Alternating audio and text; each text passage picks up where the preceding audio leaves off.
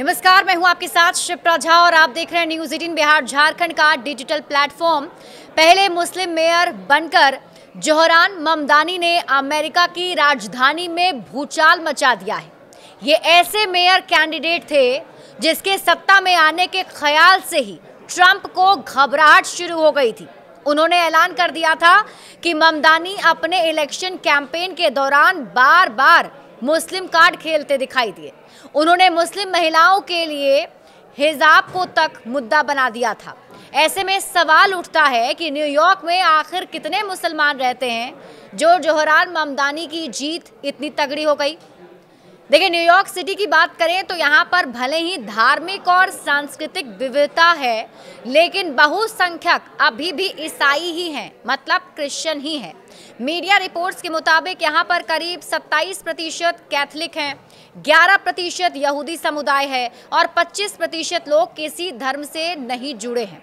हालांकि मुस्लिम समुदाय सिर्फ 9% ही है, यानी इस शहर में मुसलमानों की संख्या करीब 10 लाख है।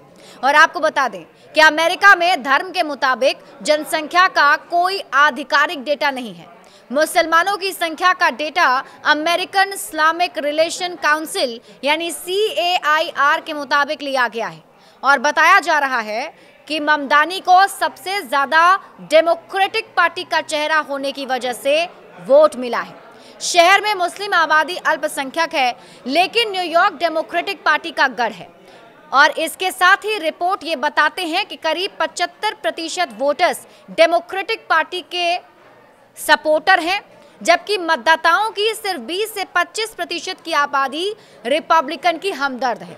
और आपको बता दें कि न्यूयॉर्क के ब्रुकलिन और क्वींस इलाकों में सबसे ज्यादा मुस्लिम रहते हैं। ममदानी कैसे बने खलीफा?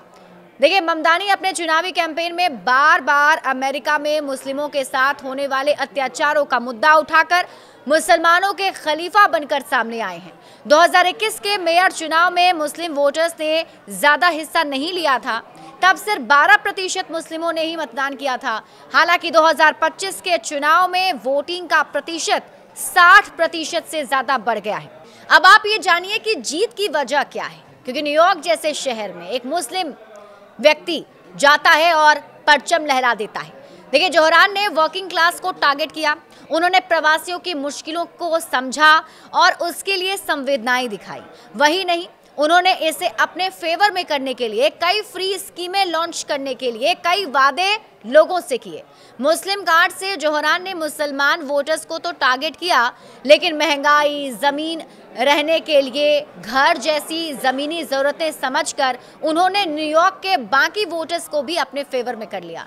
और यही उनके जीत के कुछ फैक्टर्स बताए जा रहे हैं जिस वजह से उन्होंने ये जीत दर्ज की है।